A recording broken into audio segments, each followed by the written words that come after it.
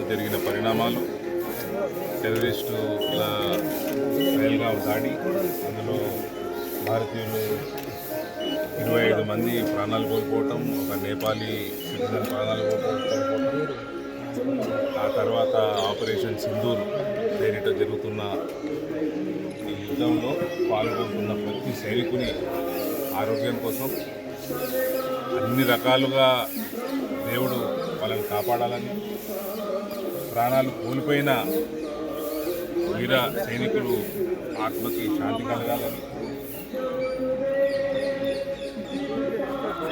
త్వరలో ఈ సమస్యకి పర్మనెంట్ పరిష్కారం దొరకాలని, ఈ టెర్రరిస్ట్ సమస్యకి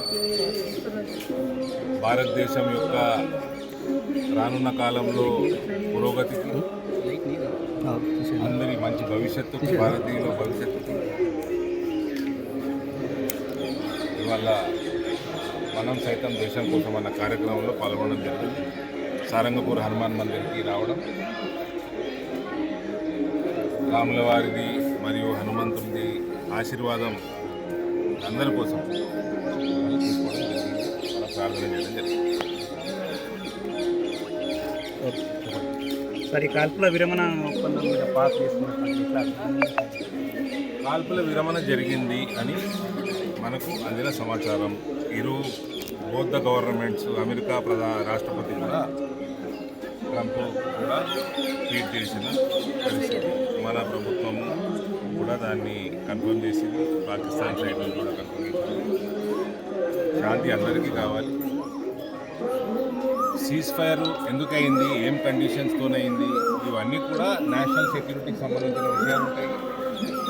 దేశ భద్రత కానీ, పాకిస్తాన్లో ఉన్న వాళ్ళ అంతర్గత టెర్రరిస్టులతోటి వాళ్ళ దేశము డివైడ్ అయి ఉంది.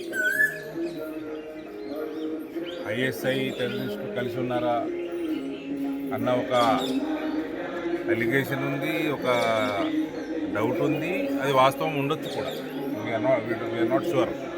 అక్కడ ప్రజలు కూడా శాంతి కోరుకునే వాళ్ళు కూడా చాలామంది ఉన్నారు. కాబట్టి అన్నీ ప్రత్యేకంగా దేశ భద్రత ఇవన్నీ దృష్టిలో పెట్టుకొని కండిషన్స్ ఏమున్నాయో మనకి ఐడియా లేదు. రానున్న కాలంలో అందరికీ, భారతీయులందరికీ కూడా తెలుస్తుంది. జై శ్రీరామ్, జై శ్రీరామ్.